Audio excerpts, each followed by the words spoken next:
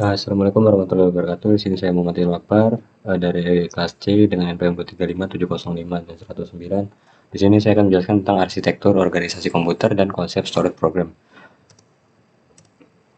Yang selanjutnya itu ada namanya sejarah perkembangan komputer. Di mana ini ada background dari materi ini, di mana perkembangan komputer sederhana itu dimulai pada abad 19, di mana Charles Babbage merancang mesin analitik yang dianggap sebagai cikal bakal komputer modern. Lalu penemuan transistor pada tahun 1947 yang menjadi revolusi penting dalam komputasi.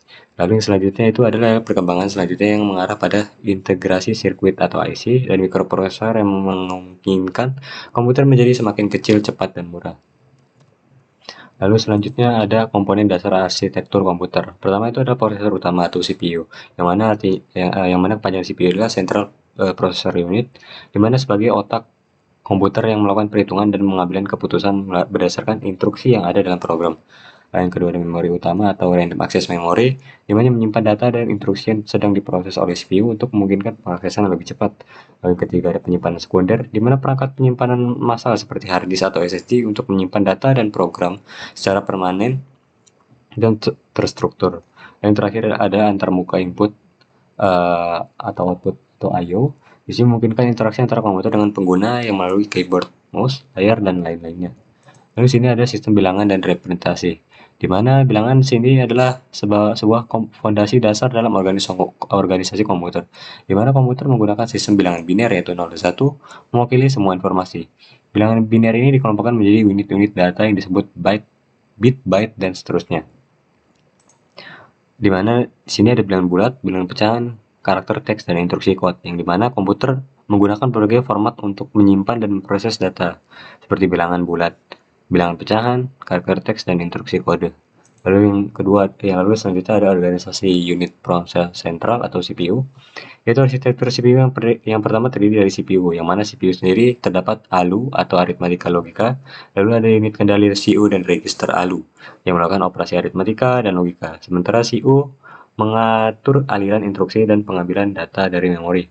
Lalu ada siklus instruksi, yaitu CPU mengeksekusi instruksi melalui siklus yang terdiri dari pengambilan dekode dan eksekusi. Selanjutnya ada kinerja CPU, di mana kinerja CPU dipengaruhi oleh faktor-faktor seperti kecepatan clock, arsitektur pipelines, dan kemampuan pemrosesan paralel. Pengembangan teknologi terus meningkat performa CPU dari waktu ke waktu. Lalu yang terakhir ada jenis-jenis CPU, di mana CPU itu contohnya seperti CISC dan RISC, di mana prosesor untuk komputasi umum atau CPU, komputasi atau komputasi khusus seperti GPU, serta prosesor embedded untuk perangkat tertanam. Lalu ada hierarki memori komputer. Pertama ada memori utama, yang dimana sini instruksi diproses oleh CPU. Lalu lapisan terdekat dengan CPU dan memiliki akses tercepat.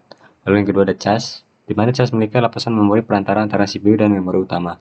Cas menyimpan salinan data yang sering diakses untuk mempercepat pengambilan informasi. Lalu yang ketiga ada memori sekunder, di mana memori sekunder adalah lapisan penyimpanan yang lebih lambat dan berkapasitas lebih besar, biasanya dalam bentuk hard disk atau solid state drive atau SSD. Lalu di sini ada memori tersier, yaitu memori tersier penyimpanan jangka panjang seperti backup, cloud storage yang digunakan untuk arsip dan cadangan data. Sini ada konsep storage program dan eksekusi instruksi, di mana program tersimpan. Yang pertama itu ada program tersimpan, yaitu instruksi-instruksi disimpan dalam memori komputer. Lalu ada dua siklus pemanggilan, di mana CPU mengambil instruksi dari memori dan mengeksekusinya. Lalu yang terakhir ada eksekusi instruksi, di mana CPU memproses dan melaksanakan instruksi-instruksi.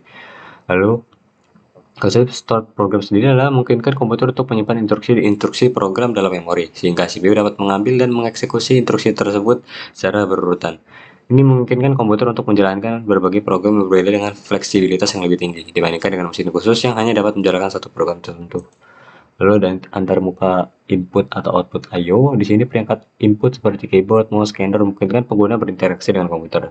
Yang kedua ada output, yaitu seperti monitor, printer, speaker yang mengubah data digital menjadi tampilan yang bisa kita lihat. Lalu yang terakhir ada antarmuka I/O, yang mana port atau slot di komputer memungkinkan koneksi perangkat input/output melalui antarmuka standar seperti USB, HDMI, dan Ethernet.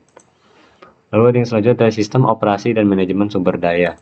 Di mana manajemen sumber daya sistem operasi sangat bertanggung jawab mengatur dan mengalokasikan sumber daya komputer secara efisien. Lalu ada multitasking, yaitu sistem operasi yang memungkinkan komputer untuk menjalankan beberapa tugas secara bersamaan. Yang terakhir ada antarmuka pengguna, yaitu sistem informasi. Sistem operasi yang menyediakan antarmuka pengguna yang intuitif sehingga dapat memudahkan manusia dalam berinteraksi dengan komputer. Yang terakhir adalah tren dan perkembangan yang saat ini terjadi, di mana perkembangan teknologi terus berevolusi dengan cepat, didorong dengan penelitian dan inovasi yang berlanjut, serta peningkatan komputasi edge dan IoT, yang mana perangkat mobile dan komputasi awan juga semakin terintegrasi dalam kehidupan sehari-hari, sehingga banyak teknologi yang baru ini sedang dieksplorasi seperti komputer neuromorphic, teknologi neurosensor, dan lain-lain. Sehingga tren perkembangan zaman komputer saat ini semakin maju. Itu saja video saya untuk Q1. Terima kasih.